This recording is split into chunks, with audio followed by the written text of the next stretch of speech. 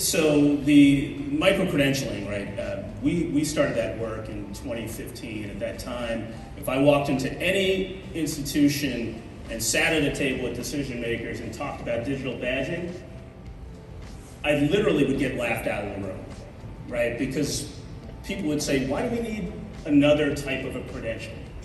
We've got one that the market already recognizes. Why do we need to muddy the water, right? This is predominantly in four-year institutions.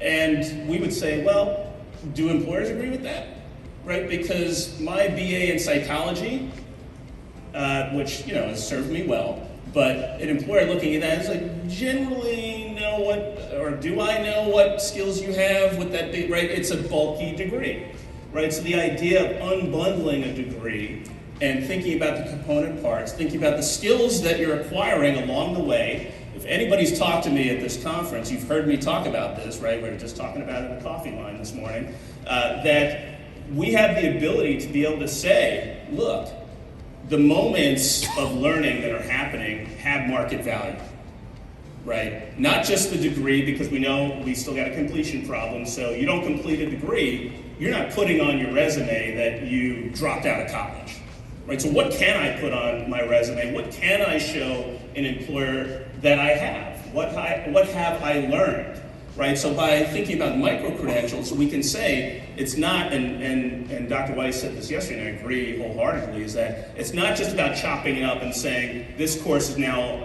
a badge or a micro-credential. It's about building it in a way that it has market value that employers recognize. That takes work, right? That takes a little bit of conversation. It takes co-designing with employers, and generally higher education, 2- and 4-year schools have not embraced that concept, right? So if we're going to move it forward, and I agree there's promise here, and we have to do it and do it correctly, it means we have to have some different conversations and be willing to have those conversations and be willing to listen to employers, right? So it's a mindset shift, but I see a lot of promise right now, right? So I see a lot of schools saying, what is our micro-credentialing strategy, right? How are we demonstrating skills more discreetly? Because that's what a micro-credential is able to do that my BA in psychology cannot do. So I'm very excited about where it's headed, and when we start talking about, we were kind of nerding out about like all the other skills that Adi just started to talk about, that it's particularly important in that space.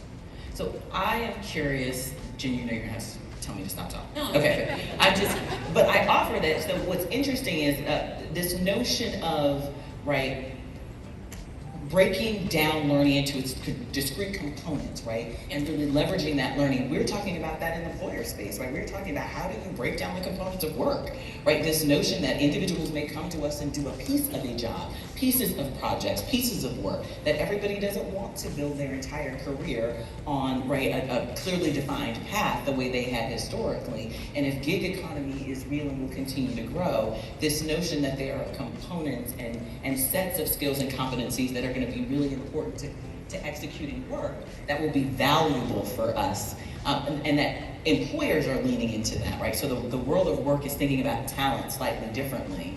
And I love this notion, right, of micro-badging and those micro-credentials being able to help illustrate who and where those skills exist. What I'll also offer, and I would be remiss if I didn't, is as a chief diversity officer, right, we know that our educational systems were built on inequity, right? They were just designed inequitably in the United States. It is what it is. We know that to be true.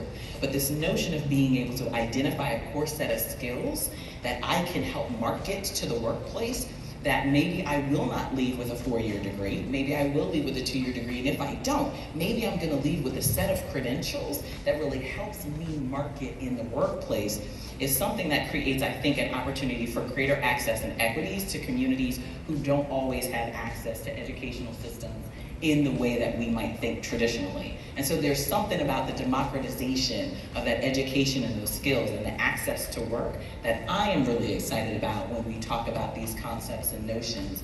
And have worked in an environment where we had public-private partnerships, where secondary education, higher education, employers and community partners were coming together to talk about what does the educational and curriculum design need to look like if we're going to be able to employ this more nimble workforce of the future. And so I definitely think it's a conversation we need to continue to have, and I appreciate you being a part of that discussion. Yeah, absolutely, and I think it's important.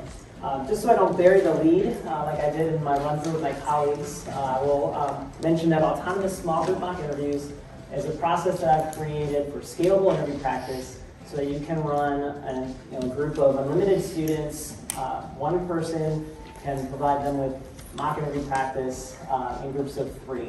And so we'll focus on the idea of scalability as being the primary factor with these, but it's groups of 3 students essentially interviewing each other, led by one single facilitator.